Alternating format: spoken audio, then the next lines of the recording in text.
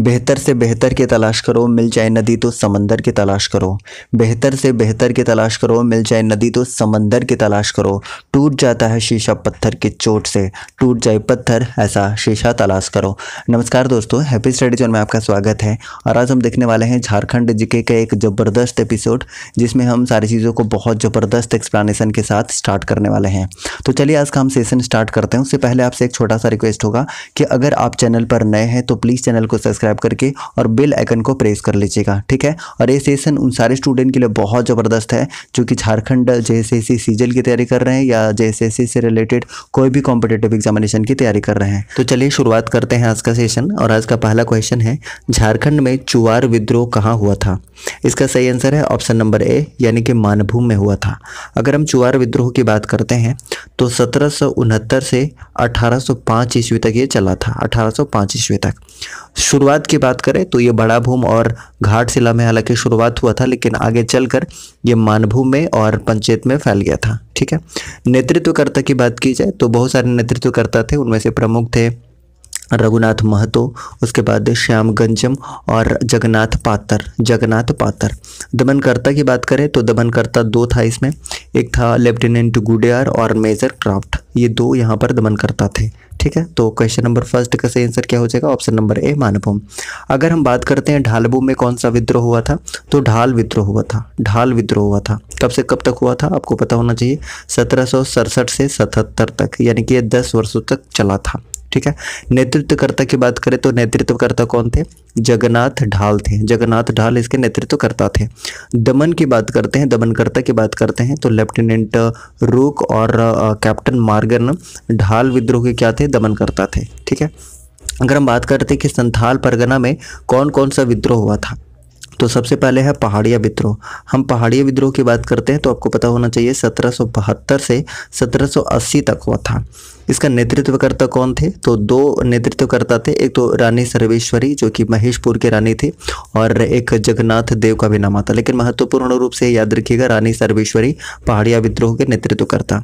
दमनकर्ता अगर पूछ लिया जाए कि पहाड़िया विद्रोह के दमनकर्ता कौन थे, तो याद रखिएगा दमनकर्ता कौन थे? क्लीवलैंड थे, क्लीवलैंड, ठीक है। उसके अलावा संथाल परगना में और भी विद्रोह हुआ था, जिसमें से प्रमुख है संथाल विद्रोह भी हुआ था जो कि 1855 से 56 तक चला था, आपको पता होगा। और इसके नेतृत्वकर्ता कौन थे? सिद्धू कान्हू मुख्य रूप से इसके नेतृत्वकर्ता थे, और साथ दे रहे थे चांद और भैरव भी, ठीक है। अगर दमनकर्ता पूछ लिया जाए कि संथाल विद्रोह के दमनकर्ता कौन थे, तो याद रख सकते हैं कौन थे? कैप्टन अलेक्जेंडर थे। इसके अलावा और हम बात करते हैं तो तीसरे नंबर पे, यानी कि संथाल परगना में और कौन सा विद्रोह हुआ था, तो एक खरवार विद्रोह भी हुआ था। खरवार विद्रोह की बात करें तो ये कब हुआ था, तो 1874 ईस्वी में हुआ था। नेतृत्वकर्ता की बात की जाए तो नेतृत्वकर्ता कौन थे? भागीरथ मांझी इसके नेतृत्वकर्ता थे। इसी बीच अगर हम तमाड़ विद्रोह की भी बात कर लें तो तमाड़ विद्रोह कब से कब तक हुआ था, तो पता होना चाहिए 1782 से 1807 ईस्वी तक हुआ था। नेतृत्वकर्ता की बात करें तो विष्णु मानकी और मौजी मानकी यहाँ के नेतृत्वकर्ता थे। और दमनकर्ता की बात करते हैं तो कैप्टन बेन और लिमंड क्या थे? यहाँ पे दो दमनकर्ता थे। क्षेत्र कौन कौन सा था, तो रांची, पंचेत और बीरभूम वाले क्षेत्र में तमाड़ विद्रोह हुआ था, ठीक है गाइस।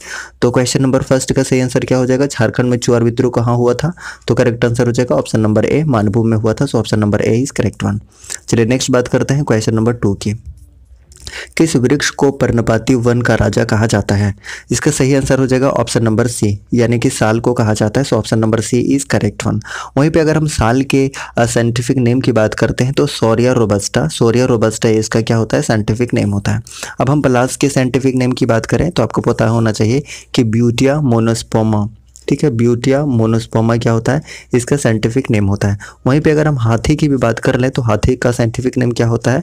एलिफस मैक्सिमस क्या होता है? इसका साइंटिफिक नेम होता है, ठीक है। तो क्वेश्चन नंबर 2 का सही आंसर क्या हो जाएगा? किस वृक्ष को वर्णपाती वन का राजा कहा जाता है, तो इसका साल बिल्कुल सही आंसर हो जाएगा, यानी option number C is correct one. चलिए नेक्स्ट बात करते हैं क्वेश्चन नंबर 3 की। झारखंड का अंग्रेजों के विरुद्ध प्रथम जनजातीय विद्रोह कौन सा था, तो 3 का करेक्ट आंसर हो जाएगा ऑप्शन नंबर डी, ढाल विद्रोह था। और ढाल विद्रोह के बारे में हमने बताया कि 10 वर्षों तक चला था, यानी कि 1767 से 1777 तक। नेतृत्वकर्ता कौन थे?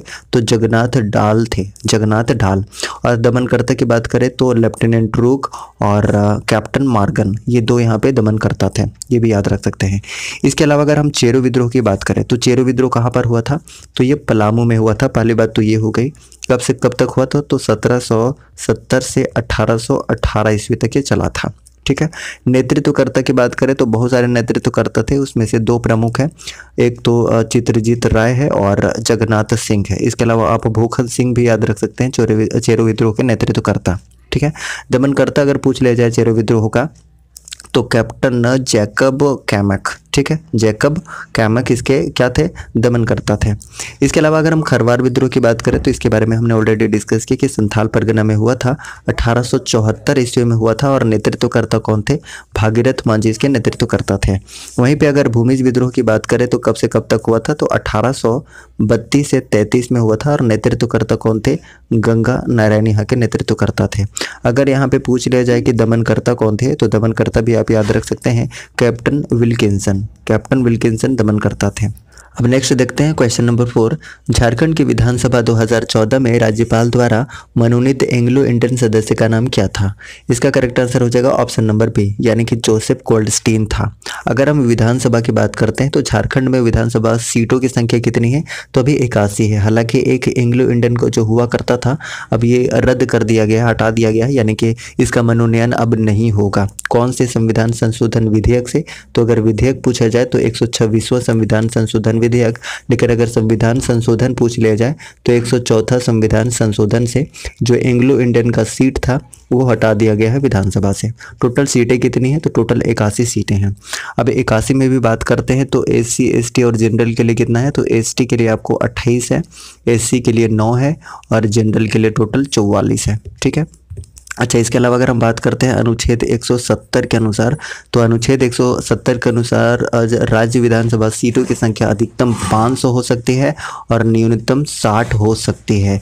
लेकिन कुछ अपवाद है यहाँ पर। अपवाद की बात कर रहे तो सिक्किम में मात्र 32 है, गोवा में 40 है, उसके बाद अरुणाचल प्रदेश में 40 है और मिजोरम में भी 40 है। ये अपवाद में है, लेकिन मिनिमम कितने हो सकते हैं? 60 हो सकते हैं। मैक्सिमम 5 हो सकते हैं। कौन से संविधान संशोधन से? तो 170वां संविधान संशोधन से। ठीक है। इसके अलावा अगर हम बात करते हैं तो 84th कॉन्स्टिट्यूशनल अमेंडमेंट 2001 की हम बात करते हैं तो राज्य विधानसभा में 2026 तक जो सीटें हैं 2026 तक वो सीटें फिक्स्ड हैं। ठीक है, ओके। इसके अलावा अगर हम बात करते हैं झारखंड में लोहरदग्गा और गुमला दो ऐसा जिला है जो कि विधानसभा क्षेत्र कौन सा है? तो ST के लिए आरक्षित है। याद रखिएगा कौन कौन सा है? तो एक लोहरदग्गा है और गुमला है। लोहरदग्गा और गुमला दोनों ST के लिए आरक्षित है, याद रखिएगा। इसके अलावा विधानसभा अध्यक्ष अभी वर्तमान में कौन है? तो रविंद्रनाथ महतो है। प्रथम अगर पूछ लिया जाए कि प्रथम विधानसभा अध्यक्ष कौन थे तो इंदर सिंह नामधारी थे, इंदर सिंह नामधारी। अगर हम बात करते हैं 2019 के विधानसभा चुनाव के रिजल्ट की तो इसमें बीजेपी को 25 सीटें मिली थी, JMM को 30 सीटें, RJD को 1, कांग्रेस को 16, आजसू को 2 और निर्दलीय को 4 सीटें मिली थी। ठीक है गाइस, नेक्स्ट बात करते हैं क्वेश्चन नंबर 5 की। पहाड़िया विद्रोह में कहाँ के रानी ने सहयोग दिया था? इसका करेक्ट आंसर ऑलरेडी हमने बता दिया है, महेशपुर की रानी सर्वेश्वरी ने क्या दिया था? सहयोग दिया था, नेतृत्व किया था। ठीक है। इसके अलावा अगर हम पहाड़िया विद्रोह की बात करें तो ये कब से कब तक हुआ था? तो पहाड़िया विद्रोह हुआ था 1772 से 80 तक। ठीक है। दमनकर्ता अगर पूछ लिया जाए तो क्लीवलैंड यहाँ के दमनकर्ता थे। चलिए नेक्स्ट बात करते हैं क्वेश्चन नंबर 6 की। झारखंड में 2017 से 18 में कितने प्रतिशत कृषि श्रमिक थे? तो 6 का सही आंसर हो जाएगा option number B, 66.85%। So option number B is correct one. चलिए नेक्स्ट बात करते हैं क्वेश्चन नंबर 7 की। चेरो विद्रोह के नेतृत्वकर्ता भूखन सिंह को किस वर्ष फांसी दी गई थी? अब देखिए हम चेरो विद्रोह के बारे में थोड़ा सा बात करते हैं, उसके बाद आगे बात करेंगे। तो चेरो विद्रोह कब से कब तक हुआ था? हमने बताया है 1770 से 1818 ईस्वी तक हुआ था। नेतृत्वकर्ता कौन कौन थे? तो चित्रजीत राय थे, उसके बाद जगन्नाथ सिंह थे और भूखन सिंह भी थे। लेकिन यहाँ पे पूछा हुआ कि भूखन सिंह को फांसी कब दी गई थी? तो इनको फांसी कब दी गई थी? 1802 ईस्वी में। So option number A is correct one. Option number ए इसका बिल्कुल सही आंसर होगा। ठीक है। चलिए नेक्स्ट बात करते हैं क्वेश्चन नंबर 8 की। मोहम्मद बिन तुगलक के सेनापति मलिक बयां यानी कि संथाली स्रोत के अनुसार इब्राहिम अली ने हजारीबाग क्षेत्र पर आक्रमण किया था। कब किया था, इसका सही आंसर आपको बताना है। तो 8 का सही आंसर क्या हो जाएगा, ऑप्शन नंबर बी हो जाएगा। 1340 इसका बिल्कुल सही आंसर है। अब देखिए बात आई है हजारीबाग की, ठीक है। तो हजारीबाग से रिलेटेड जो भी इंफॉर्मेशन हो सकता है सबसे पहले हम उसके बारे में बात करते हैं। तो हजारीबाग जिला कब बना था, इसकी स्थापना कब हुई थी, तो 1833 ईस्वी में, पहली बात ये। और हजारीबाग की को क्या कहा जाता है, हजारों बागों का शहर कहा जाता है, ठीक है। धार्मिक स्थान की बात करें तो सूरजकुंड है, सूरजकुंड और नरसिंह धाम। और बात करते हैं तो बीएसएफ का प्रशिक्षण केंद्र भी कहाँ पर है, ये हजारीबाग में है। इसके अलावा बात करें तो विनोबा भावे यूनिवर्सिटी भी हजारीबाग में देखने को मिलेगा, जिसकी स्थापना कब हुई थी, 1992 में हुई थी। हजारीबाग अभ्यारण्य भी हजारीबाग में है, जिसकी स्थापना हुई थी 1976 में, 1976 में, ठीक है। चलिए नेक्स्ट बात करते हैं क्वेश्चन नंबर 9 की। पलामू परगना को नीलाम करने के पश्चात अंग्रेजों ने इसके शासन की जिम्मेदारी किस राजा को दी थी, तो 9 का करेक्ट आंसर हो जाएगा option number C, Ghanshyam Singh. Ghanshyam Singh इसका बिल्कुल सही आंसर हो जाएगा। बात आई है पलामू की, तो पलामू से रिलेटेड जो भी इन्फॉर्मेशन हो सकता है वो सारे के सारा हम एक साथ डिस्कस करते हैं। तो सबसे पहले बात करते हैं कि पलामू जिला कब बना था, तो 1892 में पलामू जिला बना था। और पलामू को झारखंड का जैसलमेर कहा जाता है। यहाँ पे प्रमुख किले हैं, कौन कौन से किले हैं, तो 3 किले का यहाँ पर नाम आता है, शाहपुर चांदनी का किला, रोहिलो का किला और विश्रामपुर का किला। तो ये 3 किले हैं जो कहाँ पर हैं, पलामू में हैं, ठीक है। इसके अलावा कुछ धार्मिक स्थान की बात करते हैं, तो यहाँ पे धार्मिक स्थान 2 कम से कम आप याद रखिएगा। एक चेगवना धाम है और पांके का पहाड़ी मंदिर कहाँ पर है, तो ये पलामू में है। इसके अलावा और हम पलामू की बात करें तो पलामू में ही कौन सा विद्रोह हुआ था, चेरो विद्रोह हुआ था। अभी हमने बात किया था चेरो विद्रोह, जो कि कब से कब हुआ था, 1770 से 1718 तक, ठीक है। 1818 तक, सॉरी 1818 तक हुआ था। और नेतृत्वकर्ता मुख्य रूप से कौन थे, 3 नेतृत्वकर्ता थे, जिसके बारे में अभी हमने बात किया था कि भूखन सिंह को फांसी दी गई थी 1802 ईस्वी में, ठीक है। चलिए नेक्स्ट बात करते हैं क्वेश्चन नंबर 10 की। दिल्ली के किस सुल्तान ने हजारीबाग के सतगांव को जीतकर इस क्षेत्र की राजधानी बनाया था, तो 10 का सही आंसर हो जाएगा option number A, Firoz Shah Tughlaq. Firoz Shah Tughlaq इसका बिल्कुल सही आंसर है, ठीक है गाइस। अगर हम बात करते हैं फिरोज शाह तुगलक की, तो सर्वप्रथम हिंदू ब्राह्मण पर जजिया कर किसने लगाया था, तो याद रखिएगा फिरोज शाह तुगलक ने लगाया था। मोहम्मद बिन तुगलक के बारे में एक इन्फॉर्मेशन अगर आप जानना चाहें तो सन की बादशाह के नाम से इसको जाना जाता था। अगर हम जहांगीर की बात करते हैं तो जहांगीर का बचपन का नाम अगर पूछ लिया जाए तो सलीम था, क्या था, सलीम, ठीक है। इसके अलावा अगर हम बात करते हैं तो इसका मकबरा कहाँ पर है, तो लाहौर में इसका मकबरा है, ठीक है। और आत्मकथा भी पूछ लिया जाता है गाइस, तो जहांगीर का आत्मकथा कौन सा है, तुजुक ए जहांगीरी है। नेक्स्ट बात करते हैं क्वेश्चन नंबर 11 की। भारतीय के राजा घनश्याम सिंह एवं ब्रिटिश कंपनी के विरुद्ध 1817 ईस्वी में किस जनजाति ने विद्रोह किया था, 11 का करेक्ट आंसर हो जाएगा ऑप्शन नंबर बी, चेरो जनजाति ने किया था। अगर हम चेरो जनजाति की बात करते हैं तो इससे रिलेटेड जो भी इंफॉर्मेशन है एक साथ हम देख लेते हैं। तो सबसे पहली बात ये कि 12 हजारी और 13 हजारी के नाम से जाना जाता है चेरो जनजाति को। मूल्य की बात की जाए तो दस्तूरी के नाम से जाना जाता है, दस्तूरी, ठीक है। विवाह, 2 तरह के विवाह इसमें प्रचलित है, कौन कौन सा, एक तो ढोला है, ढोला, ठीक है, और दूसरा क्या है, चढ़ा। ढोला और चढ़ा इसके 2 प्रमुख विवाह हैं चेरो जनजाति के, ठीक है। इसके अलावा अगर महली जनजाति की बात की जाए तो महली जनजाति को शिल्पी जनजाति के नाम से जाना जाता है, शिल्पी जनजाति के नाम से। और सर्वाधिक संकेंद्रण आपको रांची में देखने को मिलेगा, सर्वाधिक रांची में, ठीक है। इसके अलावा सर्वोच्च जो देवता है वो कौन सा है, तो सूरज देवी यहाँ की सर्वोच्च देवता है महली जनजाति की अगर हम बात कर रहे हैं। अगर हम बात करते हैं असुर जनजाति की, तो असुर जनजाति झारखंड की सबसे प्राचीनतम जनजाति है और इसका उल्लेख कहाँ कहाँ मिलता है, तो ऋग्वेद में है, आरण्यक में है, उपनिषद में है और महाभारत में भी असुर जनजाति का उल्लेख मिलता है, ठीक है। अगर प्रमुख निवास की बात किया जाए तो गुमला में इसका प्रमुख निवास है। गोत्र को पारस के नाम से जाना जाता है, पारस, ठीक है। अच्छा, इसके अलावा विवाह, एक विवाह बहुत ज़्यादा प्रचलित है जो पूछा जाता है बार बार, इदी मी के नाम से जाना जाता है, जो कि प्रचलित विवाह है, ठीक है। ओके, नेक्स्ट हम बात करते हैं। अच्छा, अगर हम गोंडी जनजाति के धार्मिक प्रधान की बात करें तो बैगा यहाँ का क्या है, धार्मिक प्रधान है। लेकिन अगर सहायक पूछ लिया जाए कि बैगा का सहायक कौन होता है, तो ये भी याद रखिएगा, सुबारी, सुबारी जो होता है वो बैगा का सहायक होता है, ठीक है गाइस। ओके, उसके बाद हम अगर गोंड जनजाति की बात करते हैं तो गोंड जनजाति से भी रिलेटेड इन्फॉर्मेशन जान लेते हैं थोड़ा सा। ये भारत की दूसरी सबसे बड़ी जनजाति है। पहली हमेशा हमने बताया कि भील जनजाति पहली जनजाति है, और दूसरी कौन सी है तो गोंड जनजाति है, ठीक है। उसके बाद अगर हम गोंड जनजाति के कुल देवता की बात करते हैं तो परसापन, ठीक है। परसापन यहाँ के कुल देवी का नाम है, कुल देवता का नाम है, ठीक है। पुजारी, पुजारी हमने बताया बैगा, बैगा यहाँ का क्या है पुजारी है, और इसके सहायक को बोला जाता है, यानी कि पुजारी के सहायक को क्या बोला जाता है तो मती बोला जाता है, ये भी याद रखिएगा, ठीक है गाइस। सो क्वेश्चन नंबर 11 का सही आंसर क्या हो जाएगा? भारतीय के राजा घनश्याम सिंह एवं ब्रिटिश कंपनी के विरुद्ध 1817 ईस्वी में किस जनजाति ने विद्रोह किया था? तो option number B is correct one, Chero जनजाति। चलिए नेक्स्ट बात करते हैं क्वेश्चन नंबर 12 की। छोटा नागपुर के हो लोगों ने किस वर्ष जबरदस्त विद्रोह किया था? करेक्ट आंसर की बात करें तो ऑप्शन नंबर ए इसका सही आंसर हो जाएगा 1820 से 21 में।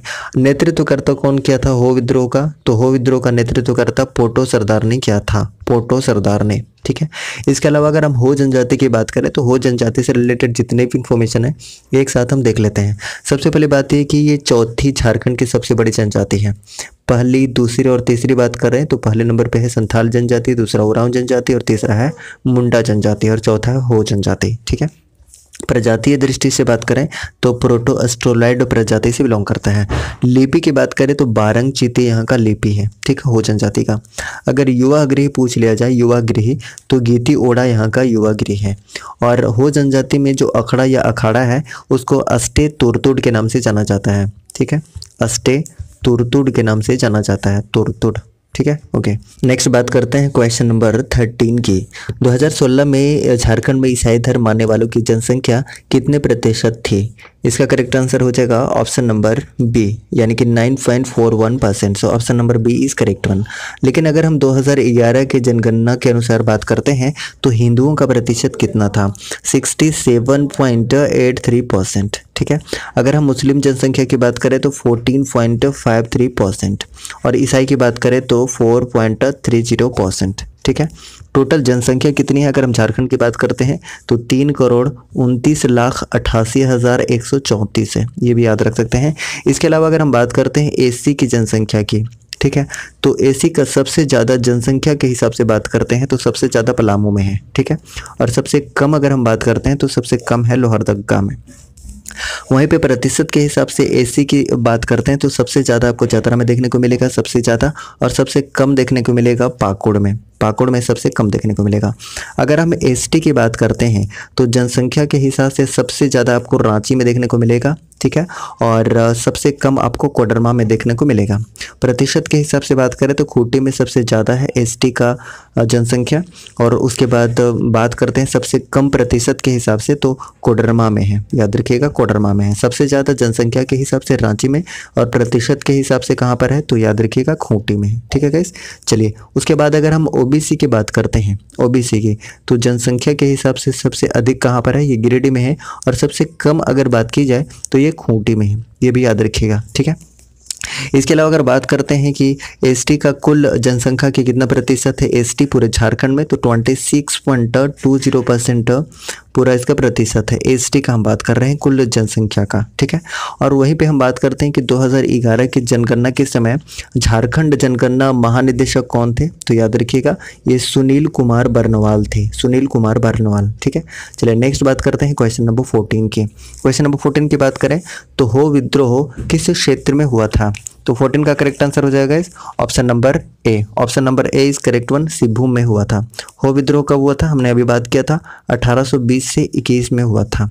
नेतृत्वकर्ता कौन था? तो पोटो सरदार जो कि सिभूम में हुआ था, नेतृत्वकर्ता थे, ठीक है।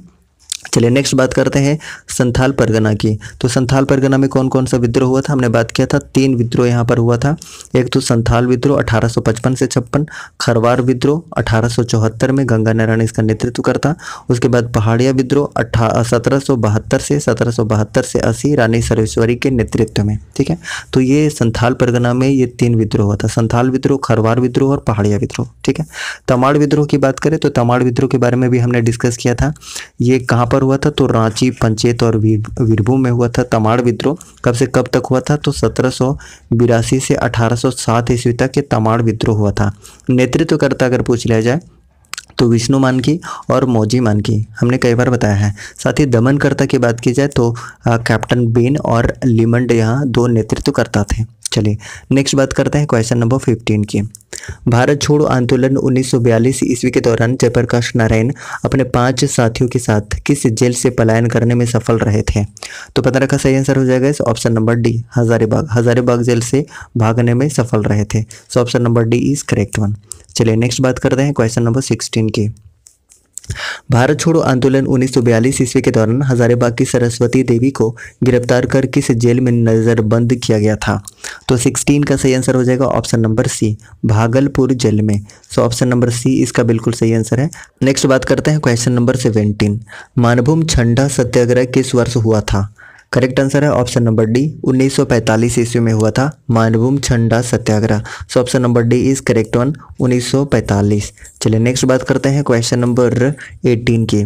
मदन मोहन मंदिर किस नाम से जाना जाता है? तो 18 का सही आंसर हो जाएगा सो ऑप्शन नंबर ए, ये बोड़ैया मंदिर के नाम से जाना जाता है। So option number A is correct one. अब देखिए कुछ इंपॉर्टेंट मंदिर की बात करते हैं। सबसे पहले बात करते हैं कि देवघर में कौन कौन सा फेमस मंदिर है। तो यहाँ पे कम से कम हम 3 मंदिर याद रख सकते हैं। एक वैद्यनाथ धाम, उसके बाद तपोवन और एक युगल मंदिर जिसको नौलखा मंदिर के नाम से जाना जाता है। इसके अलावा गुमला की बात करें तो गुमला में कम से कम 4 मंदिर के बारे में आपको जानना चाहिए। एक तो अंजन धाम मंदिर है, उसके बाद टांगीनाथ धाम मंदिर है, महामाया मंदिर है और वासुदेव राय मंदिर है। तो टोटल 4 मंदिर गुमला से आपको याद रखना है। वहीं पे अगर हम रांची की बात करते हैं तो रांची से भी कुछ इंपॉर्टेंट मंदिर जिसे आपको याद रखना चाहिए। एक तो है जगन्नाथ मंदिर, सूर्य मंदिर जो कि बुंडू में है, देवड़ी मंदिर जो कि तमाड़ में है और पहाड़ी मंदिर, ठीक है, ये भी रांची में ही है। इसके अलावा आप याद रख सकते हैं कि चतरा में कौन कौन से मंदिर हैं। तो चतरा में सबसे स्पेशली है भद्रकाली मंदिर जो कि इटखोरी में है। उसके बाद कौलेश्वरी मंदिर भी याद रख सकते हैं और एक कंटेश्वर नाथ मंदिर भी याद रख सकते हैं। तो 3 मंदिर हैं चतरा में, ठीक है। चलिए नेक्स्ट बात करते हैं क्वेश्चन नंबर 19 की। छोटा नागपुर उन्नति समाज 1915 ईस्वी के संस्थापक कौन थे? इसका करेक्ट आंसर हो जाएगा ऑप्शन नंबर सी, जुएल लकड़ा थे। सो ऑप्शन नंबर सी इसका बिल्कुल सही आंसर हो जाएगा, ठीक है। अगर हम कार्तिक उरांव की बात करते हैं तो कार्तिक उरांव काफ़ी फेमस पर्सनालिटी रहे हैं झारखंड में। इनका जन्म कहाँ पर हुआ था? तो लीटा टोली गुमला में इसका जन्म हुआ था। और बात करते हैं तो बाद में ये सांसद और केंद्रीय मंत्री भी बने थे। वहीं पे अगर हम रामदयाल मुंडा की बात करते हैं तो झारखंड जो राज्यसभा के लिए मनोनीत सदस्य थे वो प्रथम व्यक्ति थे रामदयाल मुंडा, ठीक है।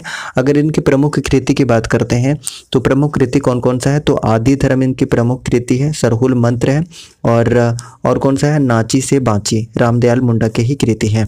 इसके अलावा हम बात करते हैं तो 2010 में इनको पद्मश्री पुरस्कार मिल चुका है, 2010 में पद्मश्री पुरस्कार और 2007 में संगीत नाटक अकादमी पुरस्कार भी इनको मिल चुका है। नेक्स्ट अगर हम बात करते हैं ऑप्शन नंबर डी की, जयपाल सिंह मुंडा की, तो जयपाल सिंह मुंडा के जन्म कहाँ पर हुआ था? तो टकरा खूंटी में हुआ था 3 जनवरी 1903 ईस्वी को। 3 जनवरी 1903 ईस्वी को टकरा खूंटी में इनका जन्म हुआ था और मृत्यु हुई थी 20 मार्च 1970 को दिल्ली में, ठीक है। ब्रेन हेमरेज के कारण इनकी मृत्यु हो गई थी और ये फेमस पर्सनालिटी है। ऑलरेडी अब इसके बारे में जानते हैं कि 1928 ईस्वी में एम्स्टर्डम नीदरलैंड में इन्होंने भारत को हॉकी में गोल्ड मेडल दिलाया था, ठीक है। इसके अलावा 1939 में आदिवासी महासभा के अध्यक्ष भी बनाए गए थे और 1950 ईस्वी में इन्होंने झारखंड पार्टी की स्थापना की थी। हालांकि 1963 ईस्वी में ये कांग्रेस में जाके विलय हो गया था, ठीक है। और अगर उपनाम की बात की जाए तो मरांग गोमके के नाम से जाने जाते हैं जयपाल सिंह मुंडा। चलिए नेक्स्ट बात करते हैं क्वेश्चन नंबर 20 की। कंवर जनजाति में वधुमूल्य को क्या कहा जाता है? इसका करेक्ट आंसर हो जाएगा ऑप्शन नंबर ए, सुखदाम कहा जाता है। So option number A is correct one. अब देखिए कंवर जनजाति की बात करते हैं तो कंवर जनजाति झारखंड की 31वीं जनजाति है और इसको मान्यता कब मिली थी भारत सरकार के द्वारा? तो 8 जनवरी 2003 को, 8 जनवरी 2003 को। हम बात करते हैं कंवर जनजाति की तो पंचायत का मुखिया क्या कहलाता है कंवर जनजाति में? सयाना कहलाता है, याद रखिएगा सयाना। और पुजारी क्या कहलाता है? पुजारी बैगा कहलाता है, ठीक है। वहीं पे अगर हम बात करते हैं झारखंड की 32वीं जनजाति की तो झारखंड की 32वीं जनजाति कौन सा है गाइस? कोल। कोल झारखंड की 32वीं जनजाति है और इसको भी मान्यता कब मिली थी, तो याद रखिएगा 8 जनवरी 2003 को, ठीक है। और इसमें वधु मूल्य को किस नाम से जाना जाता है, पोटे के नाम से जाना जाता है।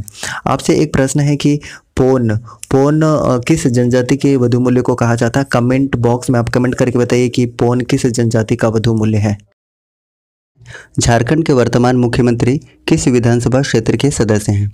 करेक्ट आंसर हो जाएगा ऑप्शन नंबर डी, यानी कि बरहेट विधानसभा क्षेत्र से बिलोंग करते हैं।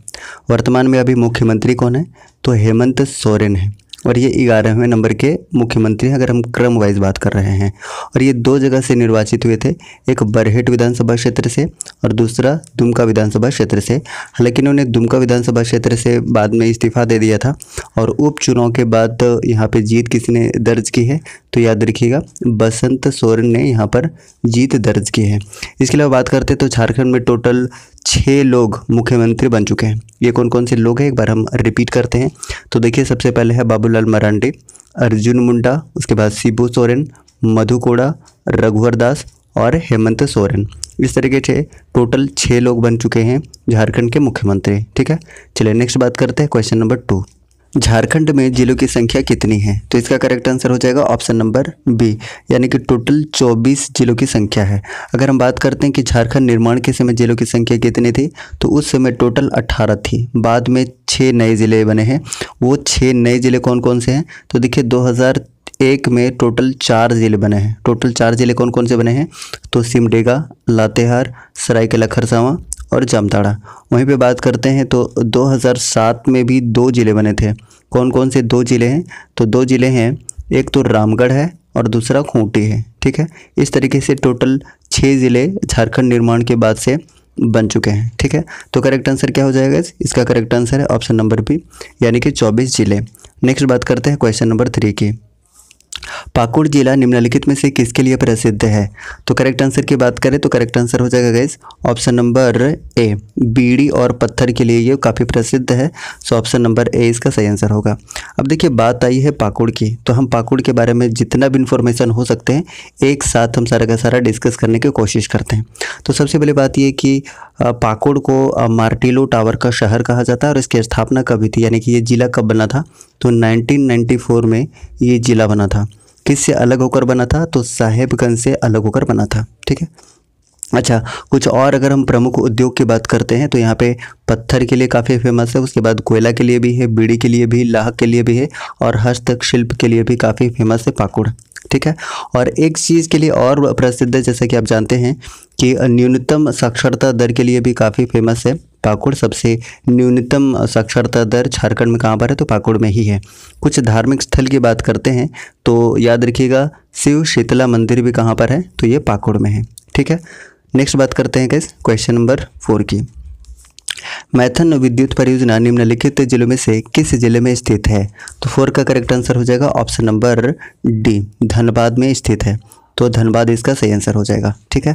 अब बात आई है धनबाद की, तो धनबाद से रिलेटेड जितने भी फैक्ट बन सकते हैं हम सारे के सारे एक साथ डिस्कस करते हैं। तो देखिए सबसे पहली बात यह है कि धनबाद को क्या कहा जाता है, काले हीरे की नगरी कहा जाता है। सबसे पहली बात तो ये हो गई। स्थापना की बात करते हैं, यानी कि जिला कब बना था, तो 1956 में जिला बना था धनबाद। किला कौन सा है यहाँ पर, तो किला याद रखिएगा कतरास का किला यहाँ पर है, कतरास का किला, ठीक है। अच्छा, मंदिर, यहाँ पे मंदिर बहुत सारे फेमस मंदिर हैं, उसके बारे में बात करते हैं। तो देखिए शक्ति मंदिर है, उसके बाद भूफोर मंदिर है, लिलोरी मंदिर, उसके बाद झिंझिनी मंदिर, ठीक है। पर्यटन स्थल की बात करें तो यहाँ पे आपको देखने को मिलेगा तोप चाची आपको देखने को मिलेगा, मैथन देखने को मिलेगा और पंचेत भी आपको यहीं पर देखने को मिलेगा धनबाद में, ठीक है। अच्छा, एक और चीज़ यहाँ से आप याद रख सकते हैं कि धनबाद में ही विनोद बिहारी महतो कुलांचल यूनिवर्सिटी भी है, ठीक है। चलिए नेक्स्ट बात करते हैं इस क्वेश्चन नंबर 5 की। पारसनाथ पहाड़ियों की लगभग ऊंचाई कितनी है, फुट में पूछा हुआ है, तो फुट में इसका करेक्ट आंसर हो जाएगा इस option number D. Option number D इसका बिल्कुल सही आंसर हो जाएगा 44 से 78 फुट। अगर मीटर में बात की जाए, मीटर में हम बात करते हैं तो 1365 मीटर हो जाएगा। ठीक है गाइस।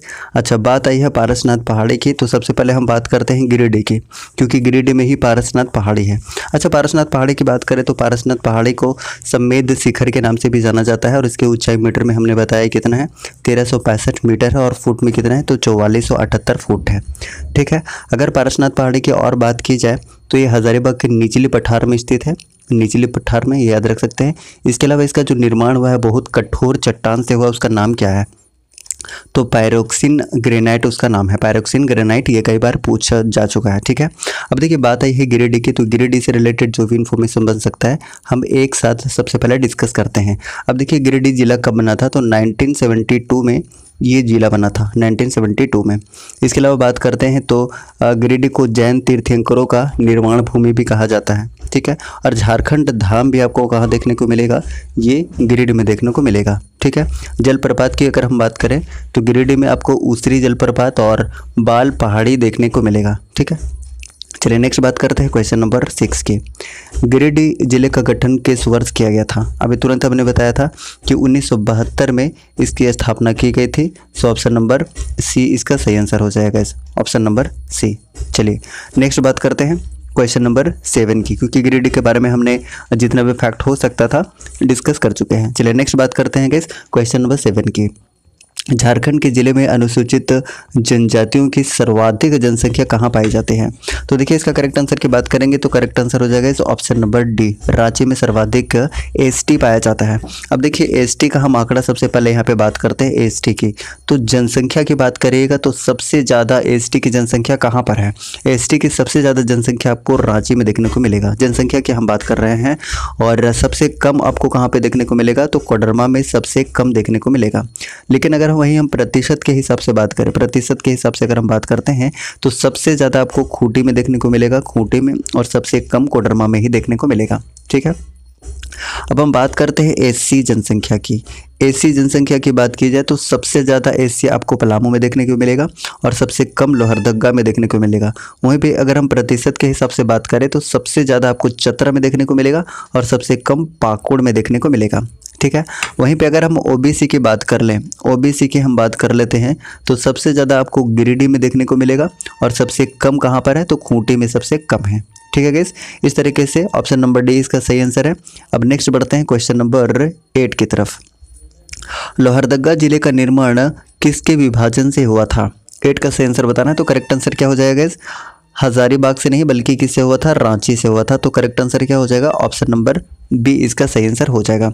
अब देखिए बात आई है रांची की, तो रांची से रिलेटेड जो भी इन्फॉर्मेशन है सबसे पहले हम डिस्कस करते हैं। रांची की स्थापना कब हुई थी गाइस, तो 1899 में रांची जिला की स्थापना हुई थी, 1899 में। ठीक है। अच्छा, वहीं पे अगर हम बोकारो की बात करते तो बोकारो जिला कब बना था, तो याद रखिए अगर 1991 में बना था। हालांकि 1991 में 3 जिला बना था, एक तो बोकारो है, चतरा है और गढ़वा है। ठीक है, 3 जिला 1991 में बना था। हजारीबाग की बात करें तो ये कब बना था, तो 1833 में हजारीबाग जिला बना था। ठीक है। अब देखिए बात आई है लोहरदगा की, तो लोहरदगा से रिलेटेड इन्फॉर्मेशन थोड़ा सा हम बात कर लेते हैं। सबसे पहले बात यह है कि लोहरदगा को बॉक्साइट नगरी के नाम से जाना जाता है। इसकी स्थापना की बात करी जाए तो 1983 में इसकी स्थापना हुई थी। और अखिलेश्वर धाम कहाँ पर है, तो अखिलेश्वर धाम आपको लोहरदगा में देखने को मिलेगा। ठीक है। चलिए नेक्स्ट बात करते हैं। अच्छा, लोहरदगा में एक जलप्रपात भी है गाइस, घड़घड़िया जलप्रपात, ये भी आप याद रखिएगा। घड़घड़िया जलप्रपात कहाँ पर है, तो लोहरदगा में है। चलिए नेक्स्ट बात करते हैं क्वेश्चन नंबर 9 की। मनरेगा का पूर्ण रूप क्या है, इसका सही आंसर क्या हो जाएगा, तो ऑप्शन नंबर ए इसका बिल्कुल सही आंसर है, Mahatma Gandhi national rural employment guarantee act. So option number क्या ए इसका सही आंसर हो जाएगा, ऑप्शन नंबर ए। चलिए नेक्स्ट बात करते हैं गाइस क्वेश्चन नंबर 10 की। झारखंड राज्य में इंदिरा गांधी मातृत्व सहयोग योजना के अंतर्गत की जाने वाली राशि कितनी है, तो 10 का सही आंसर हो जाएगा इस ऑप्शन नंबर डी इसका सही आंसर हो जाएगा 6000 रुपये। ठीक है। सो ऑप्शन नंबर बी इसका, ऑप्शन नंबर डी इसका बिल्कुल सही आंसर है। चलिए नेक्स्ट बात करते हैं गाइस क्वेश्चन नंबर 11 की। छऊ नृत्य झारखंड में कौन से जिले से संबंधित है? तो सभी जानते हैं इसका आंसर क्या हो जाएगा, ऑप्शन नंबर ए हो जाएगा, Saraikela Kharsawan. So option number A is correct one. अब देखिए हम बात करते हैं छऊ नृत्य की। तो सबसे पहले है कि झारखंड के अलावा ये मयूरभंज और पुरुलिया में भी देखने को मिलता है। मयूरभंज यानी कि ओडिशा में, और पुरुलिया यानी कि वेस्ट बंगाल में भी इसका विस्तार देखने को मिलता है। इसके अलावा हम बात करते हैं छऊ नृत्य के झारखंड में, तो सबसे पहले अंतर्राष्ट्रीय प्रदर्शन कब हुआ था? तो याद रखिएगा 1938 में। किसने किया था? तो ये भी याद रख सकते हैं, शुभेंदु नारायण सिंह ने। और 1941 में गए, 1941 में ये नृत्य महात्मा गांधी के सामने प्रस्तुत किया गया था, यह भी याद रख सकते हैं। साथ ही साथ छऊ नृत्य को 2010 में यूनेस्को विश्व विरासत नृत्य में भी शामिल किया गया है। ठीक है गाइस, चलिए नेक्स्ट बात करते हैं क्वेश्चन नंबर 12 की।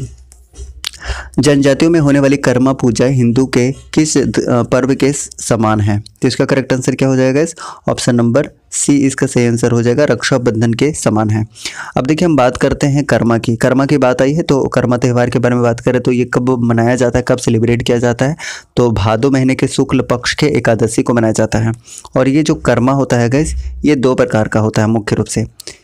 एक तो राजकर्मा होता है गाइस, राजकर्मा, और दूसरा आपको देशकर्मा देखने को मिलेगा। हम राजकर्मा की बात करें तो राजकर्मा जो है वो घर में देखने को मिलता है, यानी कि घर में सेलिब्रेट किया जाता है। और वहीं पे देशकर्मा की बात करते हैं तो जो भी अखड़ा होता है, जो सांस्कृतिक केंद्र होता है, वहीं पर देशकर्मा बनाया जाता है। ठीक है, नेक्स्ट बात करते हैं गाइस क्वेश्चन नंबर 13 की। देवकीनंदन ने किस किताब का लेखन किया है? इसका सही आंसर क्या हो जाएगा? तो ऑप्शन नंबर डी इसका सही आंसर हो जाएगा, यानी कि निद्रे आंखें जलांखी पाते, यानी ऑप्शन नंबर डी इसका सही आंसर हो जाएगा। ठीक है, चलिए नेक्स्ट बात करते हैं क्वेश्चन नंबर 14 की। संथाली साहित्य का प्रथम नाट्य विंदु चांदन किसके द्वारा लिखा गया है? तो इसका करेक्ट आंसर हो जाएगा guys option number D, Raghunath Murmu के द्वारा लिखा गया है। So option number D is correct one. अगर हम बात करते हैं रामदयाल मुंडा की, तो इनकी कौन कौन सी कृति है? तो याद रख लीजिएगा, कम से कम 3 कृति आपको यहाँ से याद रख लेना है। एक तो आदि धर्म है, मुंडारी टूट कोठारी है, और सरहुल मंत्र है। ठीक है, अगर डोमन समीर साहू की बात करें तो इनकी भी कम से कम 2 कृति हमें याद रखना है। एक तो होड़ संवाद है, और एक संथाली प्रवेशिका है। एक और याद रख सकते हैं, दिशोम बाबा भी किसका है? तो डोमन समीर साहू की है। उसके बाद जगदीश त्रिगुणायत की हम बात करते हैं तो इनकी 2 कृति कम से कम हमें याद रखना है। एक तो बज रही बांसुरी, और दूसरा सो बोंगा। ठीक है गाइस, चलिए नेक्स्ट बात करते हैं क्वेश्चन नंबर 15 की। घाघरी जलप्रपात कहाँ स्थित है? तो इसका करेक्ट आंसर हो जाएगा इस ऑप्शन नंबर ए, ये नेतरहाट में स्थित है। ठीक है, अगर हम बात करते हैं नेतरहाट की तो ये कहाँ पर है? तो ये लातेहार में है। और लातेहार में एक और फेमस जलप्रपात है गाइस, याद रखिएगा, एक तो बूढ़ा घाघ है और लोधा घाघ इसी को कहा जाता है। साथ ही साथ एक कांति जलप्रपात भी कहाँ पर है? लातेहार में है। अगर हम गढ़वा की बात करते हैं तो गढ़वा में सुखलदर्री है, बलचौरा है, और हेसातु जलप्रपात है। लोहरदगा में एक इम्पॉर्टेंट है, घड़घड़िया जलप्रपात। रांची में बहुत सारे जलप्रपात आ गए, जिसमें से इम्पोर्टेंट हम अगर बात करते हैं तो सबसे पहले हुंड्रू जलप्रपात आपको मिलेगा स्वर्ण रेखा नदी के किनारे। जोन्हा जलप्रपात, जिसको गौतम धारा जलप्रपात भी कहा जाता है, ये राढ़ू नदी के किनारे स्थित है। उसके बाद दशम जलप्रपात जो कि कांची नदी पर स्थित है, कांची नदी पर। ठीक है, चलिए नेक्स्ट बात करते हैं क्वेश्चन नंबर 16 की। बैगा जनजाति किस जानवर को पवित्र मानती है? तो इसका करेक्ट आंसर क्या हो जाएगा 16 का? तो बाघ इसका सही आंसर हो जाएगा option number B, option number B इसका सही आंसर हो जाएगा, बैगा जनजाति। अच्छा, अगर बैगा जनजाति की हम बात करते हैं तो इंपॉर्टेंट इन्फॉर्मेशन यहाँ से कम देख लेते हैं।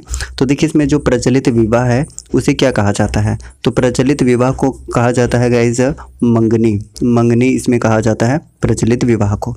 ठीक है, अच्छा एक इम्पॉर्टेंट इन्फॉर्मेशन यहाँ से पूछा जाता है गाइस कि पंचायत के मुखिया को क्या कहते हैं? तो मुकद्दम कहा जाता है बैगा जनजाति के पंचायत के मुखिया को।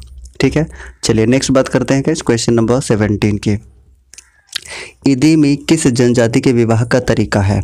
तो 17 का सही आंसर हो जाएगा गाइस ऑप्शन नंबर सी, ये असुर जनजाति के विवाह का तरीका है। सो ऑप्शन नंबर सी इसका सही आंसर हो जाएगा। अब देखिए बात आई है असुर जनजाति की, तो असुर जनजाति से रिलेटेड जो भी इन्फॉर्मेशन हो सकता है हम एक साथ देखते हैं। तो सबसे पहले बात ये कि ये सबसे प्राचीनतम जनजाति है और इसके गोत्र को पारस कहा जाता है, पारस, ये भी आप याद रख सकते हैं। वधु मूल्य को क्या कहा जाता है? तो डाली टका कहा जाता है इसके वधु मूल्य को, डाली टका। इसके अलावा युवा गिरी को गीति ओड़ा बोला जाता है, और इसका जो धार्मिक प्रधान होता है उसे बैगा कहा जाता है गाइस, बैगा, और इसके जो सहायक होते हैं, बैगा के जो सहायक होते हैं उसे सुबारी कहा जाता है, सुबारी। ठीक है, चलिए नेक्स्ट बात करते हैं क्वेश्चन नंबर 18 की। पलामू किले का निर्माण किस वर्ष में प्रारंभ हुआ था? इसका करेक्ट आंसर हो जाएगा इस ऑप्शन नंबर ए, यानी कि 1699 में इस किले का निर्माण प्रारंभ हो गया था। अब देखिए, अगर हम पलामू में कुछ किले की बात करते हैं तो दो किले जो कि आप जानते हैं, एक तो नया किला है गाइस और एक पलामू का पुराना किला है। अगर हम नए किले की बात करते हैं तो इसका निर्माण किसने करवाया था? तो मेदिनी राय ने करवाया था। और पुराने किले का निर्माण किसने करवाया था? तो प्रताप राय ने इसका निर्माण करवाया था। ठीक है, चलिए नेक्स्ट बात करते हैं गाइस क्वेश्चन नंबर 19 की। नगर उटारी में स्थित बाबा वंशीधर मंदिर में सोने से बनी भगवान कृष्ण की मूर्ति का वजन कितना है? तो 19 का सही आंसर हो जाएगा ऑप्शन नंबर डी, यानी कि 1280 किलोग्राम। तो ऑप्शन नंबर डी इसका सही आंसर हो जाएगा। अब देखिए, बात आई है नगर उटारी की, और नगर उटारी है कहाँ पर? ये एक्चुअली गढ़वा में है। कहाँ पर है? गढ़वा में है। तो गढ़वा से रिलेटेड जो भी इन्फॉर्मेशन है एक बार हम फटाफट से डिस्कस करते हैं। तो सबसे बड़ी बात यह है कि गढ़वा जिला कब बना था गाइस? 1991 में बना था। और हमने बताया कि 1991 में 3 जिला बना था, गढ़वा बना था, चतरा बना था और बोकारो बना था। ठीक है, अच्छा बात करते हैं गढ़वा की। तो शुरुआत की पहाड़ी यहाँ पे बहुत ज़्यादा फेमस है, जो कि पारसनाथ पहाड़ी के बाद दूसरी सबसे ऊंची पहाड़ी है झारखंड का, जिसको गुलगुल पहाड़ के नाम से भी जाना जाता है। उसके हाइट अगर पूछ लिया जाएगा इस तो 3819 फीट है, फीट में अगर हम बात कर रहे हैं। ठीक है, अच्छा इसके अलावा बात करते हैं नगर उटारी। नगर उटारी का नाम 2017 में बदल कर क्या कर दिया गया था? तो वंशीधर रख दिया गया था। ये भी आप याद रख सकते हैं। ठीक है, इसके अलावा गढ़वा में हमने अभी थोड़ी देर पहले ही बात किया था कि यहाँ पर क्या क्या है?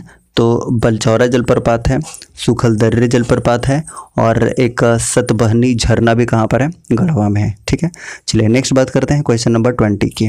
बांसुरी का अन्य प्रकार है, बांसुरी का अन्य प्रकार है गाइस मुरली, यानी कि ऑप्शन नंबर सी इसका बिल्कुल सही आंसर हो जाएगा। नेक्स्ट बात करते हैं क्वेश्चन नंबर 21 की। दोस्मी नृत्य में किस प्रकार के संगीत का प्रयोग किया जाता है? इसका करेक्ट आंसर हो जाएगा गाइस ऑप्शन नंबर सी, यानी कि लंगड़े। सो ऑप्शन नंबर सी इसका सही आंसर हो जाएगा। नेक्स्ट बात करते हैं क्वेश्चन नंबर 22 की। सोहराई नृत्य में महिला गाती हैं, तो करेक्ट आंसर क्या हो जाएगा? ऑप्शन नंबर डी हो जाएगा, चुमुवाड़ी गाती हैं। So option number D is correct one. चलिए नेक्स्ट बात करते हैं गाइस क्वेश्चन नंबर 23 की। जनजातीय आंदोलन का मुख्य कारण क्या था? तो मुख्य कारण क्या था गाइस? तो ऑप्शन नंबर ए इसका बिल्कुल सही आंसर हो जाएगा, दमन किए गए लोगों का शोषण, यानी कि ऑप्शन नंबर ए इसका बिल्कुल सही आंसर होगा। नेक्स्ट बात करते हैं क्वेश्चन नंबर 24 की। 1913 में गिरिडीह में खंबे पर आवर स्वाधीनता भारत शीर्षक के पर्चे किसने चिपकाए थे? तो 24 का सही आंसर हो जाएगा ऑप्शन नंबर ए, यानी कि निर्मल चंद्र बनर्जी ने चिपकाए थे। सो ऑप्शन नंबर ए इसका बिल्कुल सही आंसर हो जाएगा। नेक्स्ट बात करते हैं क्वेश्चन नंबर 25 की। 1916 में कर नहीं देने के कारण किस महाराज को जहांगीर ने ग्वालियर के किले में कैद कर दिया था? तो 25 का सही आंसर हो जाएगा इस ऑप्शन नंबर ए, दुर्जन साल को। सो ऑप्शन नंबर ए इसका बिल्कुल सही आंसर हो जाएगा। ठीक है, चलिए नेक्स्ट बात करते हैं क्वेश्चन नंबर 26 की। 1820 से 21 में मेजर रफसेस तथा 1837 में कैप्टन विल्किंसन के नेतृत्व में किस विद्रोह को दबा दिया गया था? तो इसका करेक्ट आंसर हो जाएगा इस ऑप्शन नंबर सी, हो विद्रोह को दबा दिया गया था। अगर हम हो विद्रोह की बात करते हैं तो ये कोल्हान में हुआ था, और नेतृत्वकर्ता कौन थे? तो याद रखिएगा पोटो सरदार। कब हुआ था? तो 1820 से 21 में हुआ था। वहीं पे अगर हम कोल विद्रोह की बात करें तो कोल विद्रोह कब हुआ था गाइस? 1831 से 32 में हुआ था। इसके नेतृत्वकर्ता कौन थे? तो सिंगराई मानकी और सुरगा मुंडा। अगर हम दमनकर्ता की बात करें तो विल्किंसन इसके दमनकर्ता थे, विल्किंसन। अगर हम भूमिज विद्रोह की बात करते हैं गाइस, भूमिज विद्रोह की, तो भूमिज विद्रोह कब हुआ था? तो 1832 से 33 में हुआ था, और इसके नेतृत्वकर्ता कौन थे? तो गंगा नारायण थे, और कैप्टन विल्किंसन कौन था? तो दमनकर्ता था। ठीक है, वहीं पे अगर हम बात करते हैं तमाड़ विद्रोह की, तो तमाड़ विद्रोह कब हुआ था? तमाड़ विद्रोह हुआ था 1782 से 1807 ईस्वी तक, और इसके नेतृत्वकर्ता कौन थे गाइस? विष्णु मानकी और मौजी मानकी। ठीक है, तो क्वेश्चन नंबर 26 का सही आंसर क्या हो जाएगा? ऑप्शन नंबर सी, यानी कि हो विद्रोह इसका करेक्ट आंसर हो जाएगा। चलिए नेक्स्ट बात करते हैं गाइस क्वेश्चन नंबर 27 की। निम्नलिखित में से रामगढ़ का कौन सा राजा शुरू से अंत तक अंग्रेजों का विरोध करता रहा? तो 27 का करेक्ट आंसर हो जाएगा ऑप्शन नंबर ए, यानी कि मुकुंद सिंह। सो option number A is correct one. Next बात करते हैं क्वेश्चन नंबर 28 की। झारखंड में पहला वृत्त चित्र किस वर्ष में बनाया गया था? इसका करेक्ट आंसर हो जाएगा इस ऑप्शन नंबर डी, यानी कि 1964 में। So option number D is correct one. Next बात करते हैं क्वेश्चन नंबर 29 की। संथाल परगना में किसके नेतृत्व में वहां की महिलाओं ने नमक कानून को चुनौती दी थी? करेक्ट आंसर हो जाएगा ऑप्शन नंबर ए, शैल बाला राय। तो option number A is correct one. Next बात करते हैं गाइस क्वेश्चन नंबर 30 की। किसने घोषणा की कि अबुआ राज एटे जना महारानी राज टूडू अर्थात अब मुंडा राज शुरू हो गया है और रानी विक्टोरिया की राज्य समाप्त हो गया है? करेक्ट आंसर हो जाएगा ऑप्शन नंबर सी, यानी कि बिरसा मुंडा। अब देखिए बिरसा मुंडा से रिलेटेड जितने भी फैक्ट हैं हम एक साथ डिस्कस कर लेते हैं। तो देखिए सबसे पहले बात करते हैं इनका जन्म कब हुआ था। जन्म हुआ था 1875 में। उली हाथू खूंटी में इनका जन्म हुआ था। गुरु का नाम क्या था? तो आनंद पांडे इनके गुरु का नाम था। इनकी मृत्यु हुई थी गाइस 9 जून 1900 ईस्वी को रांची जेल में हैजे के कारण। और सबसे पहले बिरसा मुंडा को भगवान किसने कहा था? तो मृत्युंजय नाथ लाल ने सबसे पहले कहा था। ठीक है, इस तरीके से टोटल 30 क्वेश्चन हमने कंप्लीट कर लिया है गाइस। अगर आपको सेशन पसंद आया है तो प्लीज़ लाइक कीजिए। चैनल पर नए हैं तो प्लीज़ चैनल को सब्सक्राइब करके बेल आइकन को प्रेस कीजिए ताकि आपको न्यू वीडियोज़ का नोटिफिकेशन बिल्कुल सही समय पर मिलता रहे। झारखंड में लोकसभा क्षेत्रों की कुल संख्या कितनी है? करेक्ट आंसर हो जाएगा ऑप्शन नंबर बी, यानी कि टोटल 14 है। So option number B is correct one. अब 14 में भी 11 बीजेपी से है, एक कांग्रेस, एक जेएमएम और एक आजसू के, यानी कि लोकसभा में सीटों की संख्या कितनी है? टोटल 14 है। अगर हम राज्यसभा में सीटों की संख्या की बात करते हैं तो टोटल 6 है। अब 6 कौन कौन सा है? हम 6 के बारे में बात करते हैं तो 4 है बीजेपी से, एक है कांग्रेस से और एक है जेएमएम से। अब 4 बीजेपी से कौन कौन है? तो दीपक प्रकाश है, समीर उरांव है, महेश पोद्दार हैं और मुख्तार अब्बास नकवी हैं। अगर हम कांग्रेस से बात करते हैं तो धीरज साहू हैं और जेएमएम से बात करते हैं तो शिबू सोरेन हैं। अब शिबू सोरेन और दीपक प्रकाश ये दोनों ही 2020 में चुने गए हैं राज्यसभा के सदस्य, तो ये भी याद रखिएगा। अगर हम बात करते हैं ऑप्शन नंबर सी की, यानी कि झारखंड में विधानसभा सीटों की संख्या कितनी है? तो टोटल 81 है। इसमें से भी 44 है जनरल के लिए, एसटी के लिए है 28 और एससी के लिए है 9 सीटें। ये सीटें आरक्षित है झारखंड में टोटल 81 विधानसभा सीटों में। अब जो एक एंग्लो इंडियन का सीट हुआ करता था वो 126वां संविधान संशोधन विधेयक और 104 संविधान संशोधन से यह हटा दिया गया है, यानी कि टोटल विधानसभा में सीटों की संख्या अब कितनी है? तो टोटल 81 है। इसके अलावा अगर हम अनुच्छेद 170 की बात करते हैं तो राज्य विधानसभा में सीटों की अधिकतम संख्या विधानसभा में कितनी हो सकती है? 500 अधिकतम हो सकती है और न्यूनतम कितना हो सकती है? तो न्यूनतम 60 हो सकते हैं। लेकिन अपवाद के रूप में कुछ राज्य हैं जैसे सिक्किम है, अरुणाचल प्रदेश, गोवा और मिजोरम है जहां पे 60 से कम सीटें हैं। यानी अगर बात करते हैं सिक्किम की तो 32 सीटें हैं, अरुणाचल प्रदेश में 40, गोवा में 40 और मिजोरम में भी 40 है, यानी कि 60 से कम सीटें हैं। लेकिन 170 अनुच्छेद के तहत ये प्रावधान है कि 500 से अधिक नहीं हो सकता है और 60 से कम नहीं हो सकता है। ये जितने राज्य हैं ये अपवाद के रूप में आते हैं। इसके अलावा अगर हम बात करते हैं 2019 विधानसभा चुनाव के रिजल्ट की तो इसमें किनको कितनी सीटें मिली थी? तो देखिए सबसे पहले बीजेपी की बात करते हैं तो बीजेपी की 25 सीटें मिली थी, जेएमएम को 30 सीटें मिली थी, आरजेडी को 1, कांग्रेस को 16, आजसू को 2 और निर्दलीय को 4 सीटें मिली थी। ठीक है गाइस, चलिए नेक्स्ट बात करते हैं क्वेश्चन नंबर 2 की। क्वेश्चन नंबर 2 है, निम्नलिखित में से कौन सा अनुसूचित जनजाति के लिए आरक्षित विधानसभा क्षेत्र नहीं है? तो 2 का करेक्ट आंसर हो जाएगा गाइस ऑप्शन नंबर बी, यानी कि देवघर नहीं है। So option number B is correct one, option number B. अब बात आई है देवघर की, तो देवघर से रिलेटेड जो भी इंफॉर्मेशन है हम एक साथ डिस्कस करते हैं। तो सबसे पहली बात यह है कि देवघर को बाबा नगरी के नाम से जाना जाता है और इसकी स्थापना कब हुई थी, यानी कि जिला कब बना था? तो 1983 ईस्वी में ये जिला बन गया था। मयूराक्षी नदी का आपने नाम सुना है, इसका उद्गम स्थल भी कहाँ से है? त्रिकुट पहाड़ी देवघर से ही है। ठीक है, इसके अलावा बात करते हैं कुछ धार्मिक स्थान, तो बाबा वैद्यनाथ मंदिर है, नौलखा मंदिर है, सत्संग आश्रम है, उसके बाद लीला मंदिर है, उसके बाद देवसंघ मठ है और तपोवन भी कहाँ पर है? तो ये देवघर में स्थित है। इसके अलावा श्रावणी मेला जो कि सबसे बड़ा मेला ये कहाँ पर लगता है, ये भी देवघर में ही लगता है। ठीक है गाइस, चलिए नेक्स्ट बात करते हैं क्वेश्चन नंबर 3 की। लातेहार जिला का भौगोलिक क्षेत्रफल कितना है? तो इसका करेक्ट आंसर हो जाएगा 3622 वर्ग किलोमीटर, यानी कि ऑप्शन नंबर ए इसका बिल्कुल सही आंसर हो जाएगा। Option number A is correct one, option number ए। अगर हम लोकेशन की बात करते हैं तो ये रहा लातेहार का लोकेशन, लातेहार का लोकेशन है ये। बात आई है लातेहार की, तो लातेहार से रिलेटेड जो भी इंफॉर्मेशन है वो सारी की सारी हम डिस्कस कर लेते हैं। तो सबसे पहली बात यह है कि लातेहार को प्रकृति का हृदय स्थली कहा जाता है। इसकी स्थापना कब हुई थी, यानी कि ये जिला कब बना था? तो 4 अप्रैल 2001 को ये जिला बना था। कुछ इंपॉर्टेंट पर्यटन स्थल की बात करते हैं तो पर्यटन स्थल में बेतरा नेशनल पार्क है, सुगवा वाटरफॉल है, मिर्चैया वाटरफॉल है और बूढ़ा घाघ वाटरफॉल भी यहीं पर है। इसके अलावा ताता पानी गर्म जलकुंड भी लातेहार में है। मैं बात कर रहा हूँ ताता पानी के, लेकिन अगर तपात पानी की बात की जाए तो ये दुमका में है।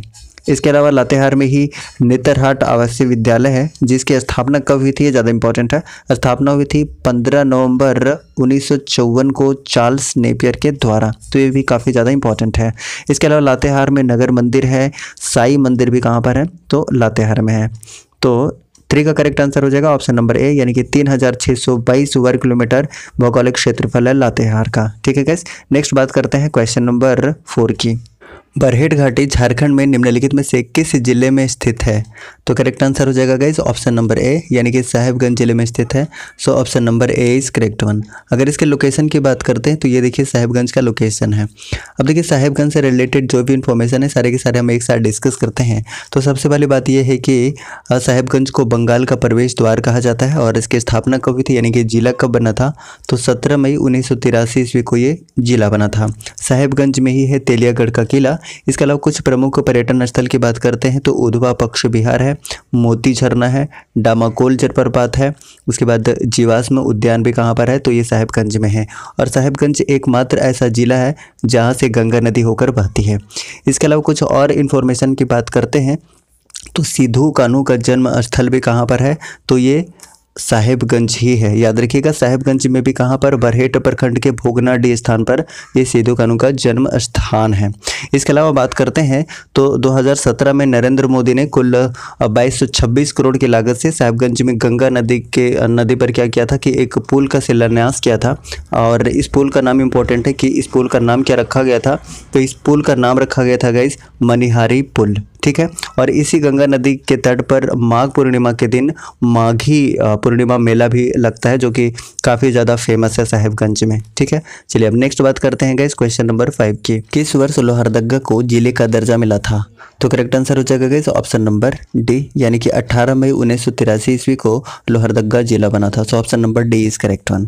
अब देखिए लोकेशन की बात करते हैं तो ये रहा लोहरदगा का लोकेशन। ठीक है, अब लोहरदगा से रिलेटेड जो भी इन्फॉर्मेशन है सारे के सारे हम एक साथ डिस्कस करते हैं। तो सबसे पहले बात यह है कि लोहरदगा जिला कब बना था, तो 18 मई 1983 ईस्वी को लोहरदगा जिला बना था। और लोहरदगा में ही स्थित है अखिलेश्वर धाम। अखिलेश्वर धाम कहाँ पर है, तो लोहरदगा में है, काफ़ी इंपॉर्टेंट है। इसके अलावा कुछ इंपॉर्टेंट जलप्रपात की बात करें तो यहाँ पे जलप्रपात है घड़घड़िया जलप्रपात, नींदी जलप्रपात, लावा पानी जलप्रपात और केकरांग जलप्रपात भी कहाँ पर है, तो ये लोहरदगा में है। ठीक है गाइस, चलिए नेक्स्ट बात करते हैं क्वेश्चन नंबर 6 की। निम्नलिखित में से किन 2 राज्यों के साथ झारखंड अपनी पश्चिमी सीमाओं को साझा करता है?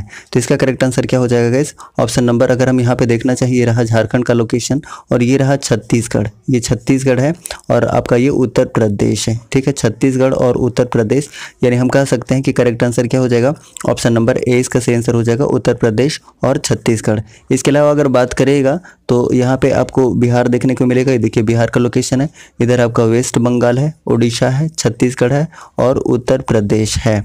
तो ऑप्शन के अनुसार इसका सही आंसर क्या हो जाएगा option number A. So option number A is correct one. चलिए नेक्स्ट बात करते हैं गाइस क्वेश्चन नंबर 7 की। निम्नलिखित जिलों में से कौन सा जिला किसी भी पड़ोसी राज्य के साथ अपनी सीमाओं को साझा नहीं करता है? तो देखिए यहाँ पे आपको खूंटी देखने को मिल रहा है जो किसी भी राज्य के साथ अपनी सीमा को साझा नहीं कर रहा है। इसका मतलब क्या हो जाएगा कि ऑप्शन नंबर सी इसका बिल्कुल सही आंसर हो जाएगा, खूंटी। अब बात आई है खूंटी की। अब खूंटी से रिलेटेड जो भी इन्फॉर्मेशन है सारे के सारे एक साथ हम डिस्कस कर लेते हैं। सबसे पहले खूंटी को कहा जाता है लाह नगरी। ठीक है, और इसकी स्थापना कब हुई थी, यानी कि यह जिला कब बना था, तो 12 सितंबर 2007 को ये जिला बना था। हालांकि 2007 को रामगढ़ भी जिला बना था। ठीक है। और खूंटी की हम बात करते हैं तो यहाँ पे उली हाथू भी यहीं पर है, खूंटी में है, जहाँ पर बिरसा मुंडा का जन्म स्थल है। उसके बाद डोंबारी बुरु जो कि काफ़ी फेमस स्थान है, ये भी खूंटी में ही है। उसके बाद पंचघाघ जलप्रपात और बिरसा मृग विहार, ये सारे के सारे खूंटी में ही है। एक जलप्रपात आपको याद रखना चाहिए कि पेरवा घाघ जलप्रपात भी कहाँ पर है, ये खूंटी में है। और खूंटी से ही बिलोंग करते हैं करिया मुंडा, जिनको 2019 में क्या मिला था, पद्म भूषण पुरस्कार मिल चुका था। ठीक है गाइस, चलिए नेक्स्ट बात करते हैं क्वेश्चन नंबर 8 की। केसो, अक्टो, गुरियो, गुनखा नदी किस नदी की मुख्य सहायक नदियां हैं? इसका करेक्ट आंसर हो जाएगा ऑप्शन नंबर सी, यानी कि बराकर नदी की सहायक नदियां हैं। So option number C is correct one. अब देखिए, हम बराकर नदी के उद्गम स्थल की बात करते हैं तो छोटा नागपुर के पद्मा से ये निकलती है, अपोहा क्षेत्र की बात करते हैं तो अपोहा क्षेत्र है हजारीबाग, उसके बाद गिरिडीह और धनबाद इसका अपोहा क्षेत्र है। अगर मुहाना की बात की जाए तो मुहाना है दामोदर नदी, और दामोदर नदी की भी अगर मुहाना बात करते हैं तो हुगली नदी है। ठीक है। अगर हम बात करते हैं ऑप्शन नंबर ए की, शंख नदी की, तो शंख नदी कहाँ से निकलती है, ये गुमला के चैनपुर नामक स्थान से निकलती है। अगर हम बात करते हैं ऑप्शन नंबर बी की, यानी कि सोन नदी की, तो सोन नदी कहाँ से निकलती है, ये निकलती है अमरकंटक की पहाड़ी मध्य प्रदेश से। मुहाना इसका गंगा नदी है, गंगा नदी। अच्छा, सोन नदी को और किस किस नाम से जाना जाता है, तो आपको याद होना चाहिए कि इसको हिरण्यवाह के नाम से जाना जाता है और सोनभद्र के नाम से भी जाना जाता है। वहीं पे अगर हम मयूराक्षी नदी की बात करते हैं तो ये देवघर से निकलती है, त्रिकुट पहाड़ी से। ठीक है गाइस, तो क्वेश्चन नंबर 8 का सही आंसर क्या हो जाएगा, बराकर नदी, यानी option number C is correct one. Next बात करते हैं क्वेश्चन नंबर 9 की। जामताड़ा झारखंड का एक जिला है जिसे पृथक करके बनाया गया है, किससे बनाया गया है, तो करेक्ट आंसर हो जाएगा ऑप्शन नंबर बी, यानी कि दुमका से अलग करके बनाया गया है। So option number B is correct one, option number B. अब बात आई है जामताड़ा की, तो जामताड़ा से रिलेटेड जो भी इन्फॉर्मेशन हो सकते हैं सारे के सारे हम एक साथ डिस्कस करते हैं। तो सबसे पहली बात ये कि जामताड़ा को सांपों का घर कहा जाता है, और इसकी स्थापना कब हुई थी, यानी कि जामताड़ा जिला कब बना था, तो 2001 में जामताड़ा जिला बना था। ठीक है। अच्छा, लोहरदगा के अलावा बॉक्साइट जामताड़ा में भी पाया जाता है, ये आप याद रख सकते हैं। साथ ही साथ पर्वत विहार पार्क भी कहाँ पर है, तो ये जामताड़ा में है। ठीक है, यानी कि क्वेश्चन नंबर 9 का करेक्ट आंसर क्या हो जाएगा गाइस, ऑप्शन नंबर बी, यानी कि Dumka is correct one. Next बात करते हैं क्वेश्चन नंबर 10 की। झास्को ओलंपियड का गठन किस वर्ष में किया गया था, तो करेक्ट आंसर हो जाएगा गाइस ऑप्शन नंबर ए, यानी कि 1963 में किया गया था। सो option number A is correct one, option number ए। अगर हम फुल फॉर्म की बात करते हैं तो फुल फॉर्म क्या होता है, Jharkhand state cooperative black marketing and procurement federation limited. ये स्थित कहाँ पर है, ये रांची में पुरुलिया रोड में स्थित है। अब बात आई है रांची की, तो रांची से रिलेटेड इन्फॉर्मेशन की बात करते हैं तो सबसे पहले कि रांची जिला कब बना था, यानी कि इसकी स्थापना कब हुई थी, स्थापना हुई थी 1899 ईस्वी में। और अमरेश्वर धाम भी कहाँ पर है, रांची में है। अमरेश्वर धाम की मैं बात कर रहा हूँ क्योंकि शुरुआत में हमने बात किया था अखिलेश्वर धाम के बारे में, जो कि लोहरदगा में है। इसके अलावा कुछ और पर्यटन स्थल है, धार्मिक स्थल है रांची में, पहाड़ी मंदिर है, जगन्नाथ मंदिर है, उसके बाद अमरेश्वर धाम हमने बताया, फिर उसके बाद दादा दादी पार्क है, ऑक्सीजन पार्क है। इसके अलावा शेख बिहारी स्टेडियम भी कहाँ पर है, तो रांची में है। और रांची को जलप्रपातों का शहर कहा जाता है, और झारखंड का शिमला भी किसे कहा जाता है, तो रांची को कहा जाता है। पहला क्वेश्चन है, वन रिपोर्ट 2019 के अनुसार सर्वाधिक वन प्रतिशत वाला जिला कौन सा है? करेक्ट आंसर हो जाएगा ऑप्शन नंबर सी, यानी कि लातेहार है। So option number C is correct one. अब देखिए बात करते हैं वन रिपोर्ट 2019 से संबंधित जितने भी फैक्टर अराइज हो सकते हैं सारे के सारे हम एक साथ डिस्कस करते हैं। तो सबसे पहली बात ये कि ये वन रिपोर्ट हर 2 साल में देहरादून के द्वारा जारी किया जाता है। उसके बाद राज्य का वन क्षेत्रफल, कुल वन क्षेत्रफल की बात करेंगे तो ये है 23,611 किलोमीटर स्क्वायर। ठीक है। वहीं पे अगर हम बात करते हैं सर्वाधिक प्रतिशत वाला जिला कौन सा है, तो ये लातेहार है। कितना है, तो याद रखिएगा 56.08%। वहीं पे सबसे कम अगर बात करते हैं, सबसे कम अगर हम बात करते हैं तो सबसे कम है जामताड़ा में, कितना है 5.56% है। ठीक है। वहीं पे अगर हम बात करते हैं कि सर्वाधिक क्षेत्रफल वाला जिला कौन सा है, तो ये है पश्चिमी सिंहभूम। इसका क्षेत्रफल की अगर हम बात करते हैं, पश्चिमी सिंहभूम के क्षेत्रफल की बात करते हैं तो इसका टोटल क्षेत्रफल कितना है, तो याद रखिएगा 3366 किलोमीटर स्क्वायर है। ठीक है। वहीं पे अगर हम बात करते हैं कि सबसे कम क्षेत्रफल वाला जिला कौन सा है, तो ये जिला है जामताड़ा। कितना है, ये है 100.664 किलोमीटर स्क्वायर है। ठीक है। वहीं पे अगर हम चतरा की बात करते हैं, चतरा की, तो चतरा में 2017 की अपेक्षा 2019 में सर्वाधिक वृद्धि हुआ है। कितना किलोमीटर स्क्वायर हुआ है, तो याद रखिएगा 11.35 किलोमीटर स्क्वायर, इसमें सबसे ज़्यादा बढ़ोतरी हुई है। वहीं पे अगर हम रामगढ़ की बात करते हैं तो रामगढ़ में किसी भी तरह का कोई भी चेंजिंग नहीं हुआ है, कोई भी वृद्धि नहीं हुआ है अगर हम 2017 से कंपैरिजन करते हैं, ठीक है। इस तरीके से क्वेश्चन नंबर फर्स्ट का सही आंसर क्या हो जाएगा इस ऑप्शन नंबर सी इसका बिल्कुल सही आंसर है, यानी कि लातेहार। वहीं पे हमने बात किया था पश्चिमी सिंहभूम के बारे में कि सर्वाधिक वन क्षेत्रफल वाला जिला कौन सा है, तो ये पश्चिमी सिंहभूम है। कितना है, 3366 किलोमीटर स्क्वायर है, ठीक है। उसके बाद रामगढ़ के बारे में हमने डिस्कस किया कि रामगढ़ में 2017 की अपेक्षा किसी भी तरह का कोई भी चेंजिंग नहीं हुआ है। वहीं पे सर्वाधिक वृद्धि दर्ज किया गया है कहाँ पर, चतरा में किया गया है। कितना किया गया है, तो 11.35 किलोमीटर स्क्वायर, ठीक है गाइस। नेक्स्ट अब बात करते हैं क्वेश्चन नंबर 2 की। कुंडरू जलप्रपात के जल प्रवाह किस नदी से है, इसका करेक्ट आंसर हो जाएगा इस ऑप्शन नंबर सी, यानी कि स्वर्ण रेखा नदी से है। So option number C is correct one, option number C. अब देखिए अगर बात करते हैं स्वर्ण रेखा नदी की तो इसकी कुल लंबाई कितनी है, कुल लंबाई है गाइस 470 किलोमीटर, ठीक है। अगर हम बात करते हैं इसके उद्गम की तो उद्गम कहाँ से है, रांची के नगड़ी प्रखंड से इसका उद्गम है और एकमात्र ऐसी नदी है जो कि स्वतंत्र रूप से कहाँ गिरती है, बंगाल की खाड़ी में गिरती है। सहायक नदी की अगर हम बात करते हैं तो कांची है, खरकई है, जुमारू है, राड़ू है और संजय नदी है। तो ये सारी की सारी नदियाँ क्या हैं, सहायक नदियाँ हैं स्वर्ण रेखा नदी की, ठीक है गाइस। अब हम बात करते हैं ऑप्शन नंबर ए की, यानी कि दामोदर नदी की अगर हम बात करते हैं तो दामोदर नदी कहाँ से निकलती है गाइस, ये लातेहार के टोरी, और टोरी में भी कहाँ, चूल्हा पानी स्थान से ये निकलती है। मुहाना की अगर हम बात करते हैं तो मुहाना है हुगली नदी जो कि वेस्ट बंगाल में बहती है, आप ऑलरेडी जानते हैं। और इसका कुल लंबाई की बात करते हैं तो कुल लंबाई कितनी है गाइस, तो 592 किलोमीटर इसका कुल लंबाई है। लेकिन अगर हम झारखंड में कुल लंबाई की बात करते हैं तो 290 किलोमीटर है, ठीक है। इसके अलावा अगर अपोहा क्षेत्र की बात की जाए तो अपोहा क्षेत्र कितना है गाइस, याद रख लीजिएगा 12,800 किलोमीटर स्क्वायर इसका अपोहा क्षेत्र है। इसके अलावा और भी अगर हम बात करें दामोदर नदी से रिलेटेड तो और भी याद रख सकते हैं कि इसे बंगाल का शोक कहा जाता है और देव नदी के नाम से भी इनको जाना जाता है, ठीक है, दामोदर नदी को।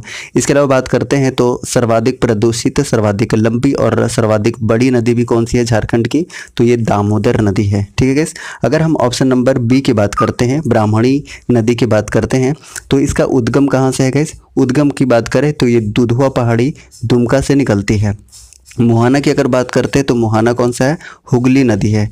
अगर सहायक नदी की बात की जाए गाइस तो गुमरो है और एरो है, ये दो नदियां हैं जो मुख्य रूप से इसके सहायक नदियां हैं, ठीक है। उसके बाद अगर हम ऑप्शन नंबर डी की बात करना चाहें तो ऑप्शन नंबर डी क्या दिया हुआ है गाइस, मयूराक्षी नदी है। अगर हम मयूराक्षी नदी की बात करते हैं तो मयूराक्षी नदी कहाँ से निकलती है गाइस, त्रिकुट पहाड़ी देवघर से ये निकलती है। मुहाना की बात करते हैं तो मुहाना कहाँ पर है, हुगली नदी है। और सहायक नदी की अगर हम बात करते हैं तो टिपरा और भामरी आप याद रख सकते हैं, टिपरा और भामरी। और एकमात्र ऐसी नदी है ये जो कि नौका गम्य के लिए काफ़ी फेमस है। और हिजला मेला भी कहाँ पे लगती है, तो मयूराक्षी नदी के किनारे दुमका में लगती है और मोर नदी के नाम से इसको जाना जाता है, ठीक है। चलिए नेक्स्ट बात करते हैं क्वेश्चन नंबर 3 की। जुबली पार्क किस शहर में स्थित है, तो इसका करेक्ट आंसर हो जाएगा गाइस ऑप्शन नंबर बी, यानी कि जमशेदपुर शहर में है। So option number B is correct one. अब देखिए जमशेदपुर से रिलेटेड कुछ फैक्ट की हम बात करते हैं तो जमशेदपुर को कारखानों का शहर कहा जाता है, इस्पात नगरी के नाम से जाना जाता है। और भारत का पीट्सबर्ग भी कहा जाता है किसे, जमशेदपुर को। और जमशेदपुर में ही है कीनन स्टेडियम, इसके अलावा मोहन आहूजा स्टेडियम है, JRD टाटा स्पोर्ट्स कम्प्लेक्स भी कहाँ पर है, तो ये जमशेदपुर में है। अगर हम बात करते हैं ऑप्शन नंबर ए की, रांची की, तो रांची को क्या कहा जाता है गाइस, ये जलप्रपातों का शहर कहा जाता है, झारखंड का शिमला कहा जाता है। और झारखंड में रांची जिले की स्थापना कब हुई थी गाइस, तो याद रखिएगा 1899 ईस्वी में। और झारखंड में ही है अमरेश्वर धाम। हालांकि हमने अखिलेश्वर धाम के बारे में डिस्कस किया था पहले ही वीडियो में, तो अखिलेश्वर धाम कहाँ पर है, तो लोहरदगा में है। और झारखंड धाम कहाँ पर है, तो ये गिरिडीह में है, ये भी याद रख सकते हैं। इसके अलावा कुछ इंपॉर्टेंट स्टेडियम की बात करते हैं रांची में, तो शेख भिखारी स्टेडियम है, जयपाल सिंह स्टेडियम है, रेलवे स्टेडियम और एस्ट्रो टर्फ स्टेडियम भी कहाँ पर है, तो ये रांची में है। इसके अलावा बिरसा मुंडा स्टेडियम भी रांची में है। HEC का नाम आपने सुना होगा, HEC जो कि हटिया रांची में स्थित है, जिसकी स्थापना 1958 को हुई थी। ये भी कहाँ पर स्थित है, तो ये भी रांची में स्थित है। और रांची के मुरी में एल्यूमिनियम उद्योग भी स्थित है, जिसकी स्थापना 1938 में हुई थी, आप देख लीजिएगा। उसके अलावा सूर्य मंदिर बुंडू रांची में ही स्थित है। ठीक है गाइस, ओके। चलिए अगर बात करते हैं ऑप्शन नंबर डी की, गिरिडीह की अगर हम बात करते हैं तो देखिए गिरिडीह जैन तीर्थंकरों का निर्वाण भूमि कहा जाता है गिरिडीह जिला को। और गिरिडीह जिला कब बना था गाइस, तो याद रखिएगा 1956 में ये जिला बना था गिरिडीह। ठीक है, इसके अलावा आप बात कर सकते हैं गिरिडीह के बारे में कि खंडोली पहाड़ी है, खंडोली डैम है, उसरी जलप्रपात भी कहाँ पर है, गिरिडीह में है। गिरिडीह में एक फेमस पारसनाथ है, इसके बारे में हम बात करते हैं तो इसकी ऊंचाई पूछ लिया जाता है, तो ऊंचाई याद रखिएगा कि 1365 मीटर इसकी ऊंचाई है, मीटर में अगर हम बात कर रहे हैं। लेकिन अगर हम फीट में बात करते हैं तो 4478 फीट है, अगर हम फीट में बात कर रहे हैं। ठीक है, अगर पूछा जाए कि पारसनाथ पहाड़ी का निर्माण किससे हुआ है, तो पैरोक्सिन ग्रेनाइट के कठोर चट्टान से हुई है। और ये हजारीबाग के निचले पठार में स्थित है, ये भी याद रख सकते हैं। और ये पारसनाथ पहाड़ी जो है वो 23वें तीर्थंकर पार्श्वनाथ से संबंधित है, ये भी याद रख सकते हैं। और अभी हमने बताया कि गिरिडीह में ही झारखंड धाम स्थित है, उसरी जलप्रपात स्थित है। इसके अलावा बाबूलाल मरांडी का आपने नाम सुना होगा, ये भी गिरिडीह से ही बिलोंग करते हैं। अगर हम बात करते हैं ऑप्शन नंबर सी की, धनबाद की, तो धनबाद से रिलेटेड जो भी इंफॉर्मेशन हो सकता है सारे के सारे हम एक साथ डिस्कस करते हैं। तो सबसे पहली बात यह है कि धनबाद को काले हीरे की नगरी कहा जाता है। और इसकी स्थापना कब थी, यानी कि धनबाद जिला कब बना था गाइस, तो याद रखिएगा 1956 में ये क्या बना था, जिला बना था। इसके अलावा कतरास का किला भी आपको धनबाद में देखने को मिलेगा। उसके बाद कुछ पर्यटन स्थल की बात करते हैं तो शक्ति मंदिर है, भूफोर मंदिर है, लिलोरी मंदिर, झिंझिनी मंदिर और कुमार धोबी गिरजाघर भी कहाँ पर है, तो ये धनबाद में है। इसके अलावा कुछ और पर्यटन स्थल की बात करें तो तोपचाची झील है, तोपचाची अभ्यारण्य है, मैथन बांध, पंचेत बांध और डिगवाडी स्टेडियम भी कहाँ पर है, तो धनबाद में है। आपने नाम सुना होगा सिंदरी उर्वरक कारखाना का, ये भी कहाँ पर है, तो धनबाद में है। और धनबाद में ही भूली में रेलवे का प्रशिक्षण केंद्र भी स्थित है, तो ये भी आप याद रख सकते हैं। इस तरीके से क्वेश्चन नंबर 3 का सही आंसर क्या हो जाएगा गाइस, करेक्ट आंसर हो जाएगा ऑप्शन नंबर बी, यानी कि जमशेदपुर इसका बिल्कुल सही आंसर है। चलिए नेक्स्ट बात करते हैं क्वेश्चन नंबर 4 की।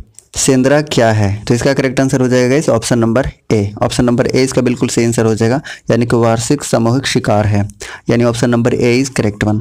अब देखिए सेंद्रा का अर्थ की बात करते हैं तो इसका अर्थ होता है गाइस शिकार, शिकार इसका अर्थ होता है। ठीक है, अगर हम बात कर रहे हैं तो इस अवसर पर आदिवासी लोग क्या करते हैं कि जो दलमा की वन देवी है उसकी पूजा करते हैं। ठीक है, आदिवासी लोग।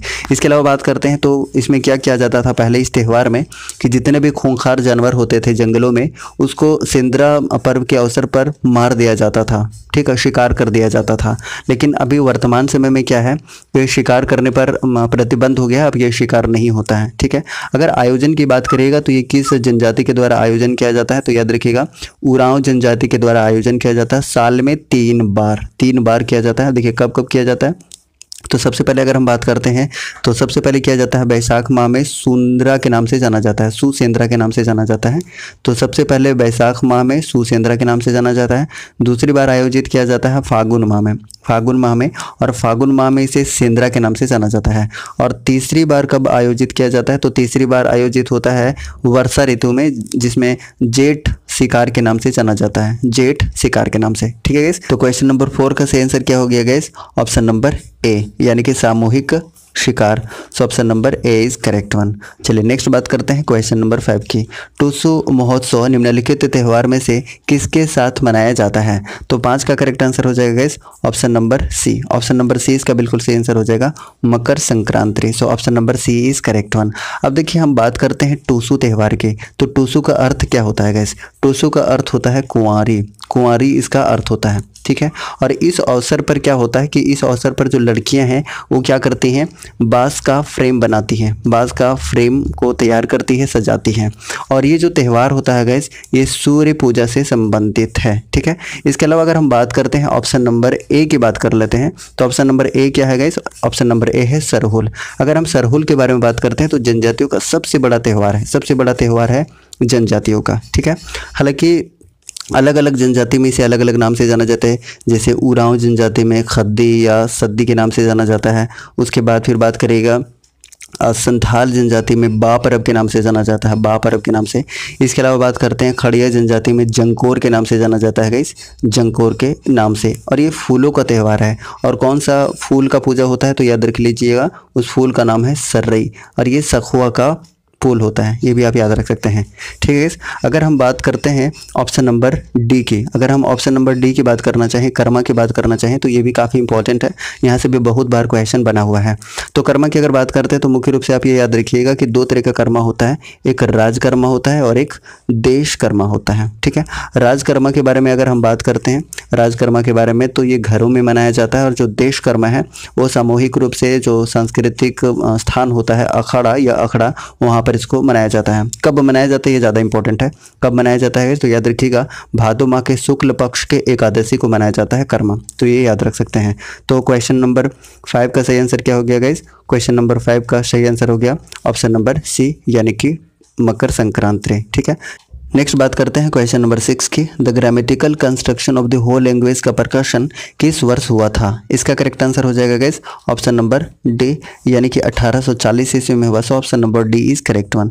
वहीं पे अगर हम बात करते हैं ऑप्शन नंबर ए की, यानी कि 1902 में किसका प्रकाशन हुआ था? याद रख लीजिएगा कि फोकलोर ऑफ द कोल्हान, जो कि प्रथम लोकगीत है, ये 1902 में प्रकाशित हुआ था। किसके द्वारा अगर पूछ लिया जाए किसके द्वारा, तो याद रखिएगा एन.के. बोस के द्वारा, एन.के. बोस के द्वारा प्रकाशित किया गया था 1902 ईस्वी में फोकलोर ऑफ द कोल्हान, जो कि प्रथम लोकगीत है। इसके अलावा अगर हम बात करते हैं ऑप्शन नंबर बी की, तो 1905 ईस्वी में प्रकाशन हुआ था ग्रामर ऑफ द कोल। किसके द्वारा किया गया था, यानी कि इसके लेखक कौन है? तो याद रखिएगा ए नॉटरोट हैं, ए नॉटरोट। ठीक है। इसके अलावा 1930 के बारे में अगर हम बात करना चाहें तो 1930 में किसका प्रकाशन हुआ था गाइस? याद रखिएगा इनसाइक्लोपीडिया मुंडारिका का। किसके द्वारा लिखा गया है? तो याद रखिएगा ये होफमैन के द्वारा लिखा गया है, काफ़ी इंपॉर्टेंट है। तो क्वेश्चन नंबर 6 का सही आंसर क्या हो जाएगा? ऑप्शन नंबर डी 1840 में। ठीक है गाइस। नेक्स्ट बात करते हैं क्वेश्चन नंबर 7 की। इसको गुफाएं कहाँ स्थित हैं? तो इसका आंसर आई होप सभी कोई जानते होंगे कहाँ स्थित है। तो करेक्ट आंसर हो जाएगा हजारीबाग। सो option number A is correct one, Hazaribagh. ठीक है। अगर हम बात करते हैं कि हजारीबाग में कौन कौन से अवशेष मिले हैं और कहाँ कहाँ मिले हैं, तो ये ज़्यादा इंपॉर्टेंट है और यहाँ से क्वेश्चन बनते भी हैं। सबसे पहले हम बात कर लेते हैं इसको से क्या क्या मिला है। तो सबसे पहली बात ये कि इसको है कहाँ पर गाइस? तो ये हजारीबाग में है। और यहाँ से मिला क्या क्या है? तो देखिए सबसे पहले अवशेष मिला है बड़े पत्थरों पर आदि मानव द्वारा निर्मित चित्र मिला है यहाँ से। इसके अलावा यहाँ से मिला है खुला सूर्य मंदिर, और शैल चित्र दीर्घा भी कहाँ से मिला है? तो इसको हजारीबाग से मिला है। अब हजारीबाग में ही कुछ इंपॉर्टेंट स्थान और भी है जहाँ से अवशेष मिले हैं, जैसे सीतागढ़ पहाड़ का आपने नाम सुना होगा, ये भी हजारीबाग में स्थित है, हजारीबाग में। और यहाँ से क्या क्या मिला है? तो बौद्ध मठ के अवशेष मिले हैं। कहाँ से? सीतागढ़ पहाड़ से। इसके अलावा और भी हम बात कर सकते हैं, जैसे अगर हम बात करते हैं दूध पानी से, दूध पानी भी कहाँ पर है?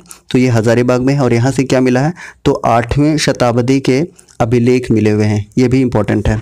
इसके अलावा एक और स्थान आप याद रख सकते हैं दुमदुमा, दुमदुमा भी हजारीबाग में है। और यहाँ से क्या मिला है गाइस? याद रख लीजिएगा शिवलिंग मिला है यहाँ से, शिवलिंग। ठीक है।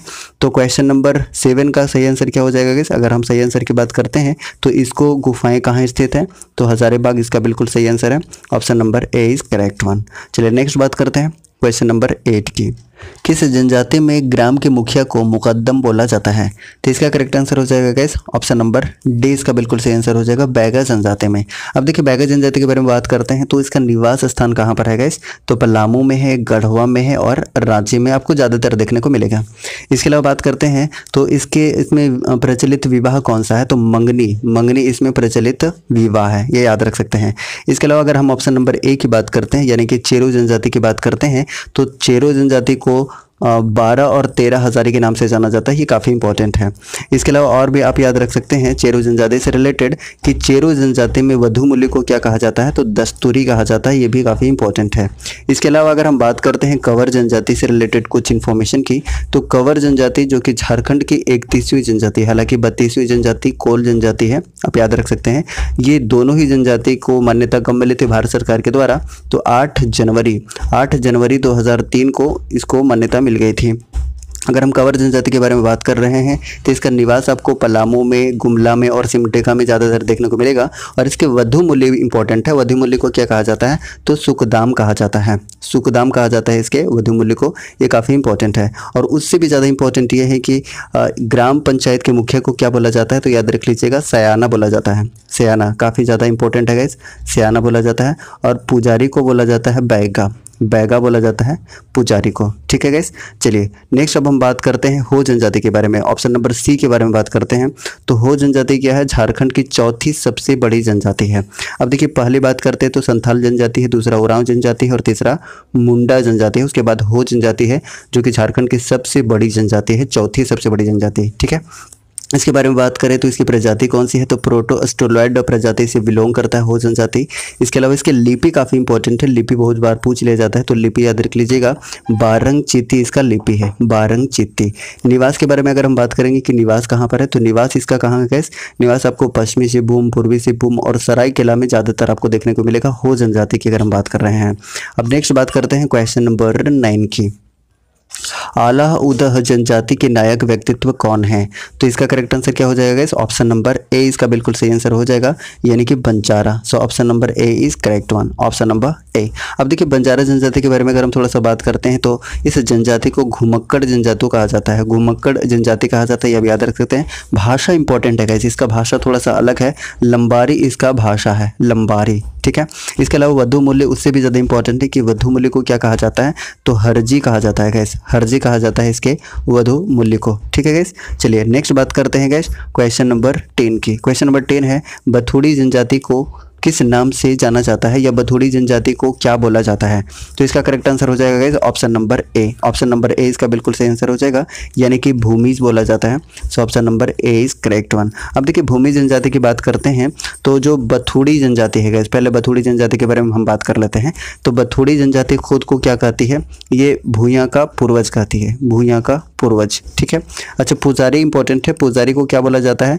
तो देहरी बोला जाता है इसके पुजारी को, देहरी। ठीक है, अच्छा बथुड़ी जनजाति में जो प्रमुख वाद्य यंत्र होते हैं, यहाँ से प्रश्न बनते हैं अक्सर, तो कौन कौन सा है? तो याद रख लीजिएगा झाल और मांतर, झाल और मांतर इसके प्रमुख वाद्य हैं। अब हम बात कर लेते हैं भूमिज जनजाति के बारे में, भूमिज के बारे में भी हम बात कर लेते हैं।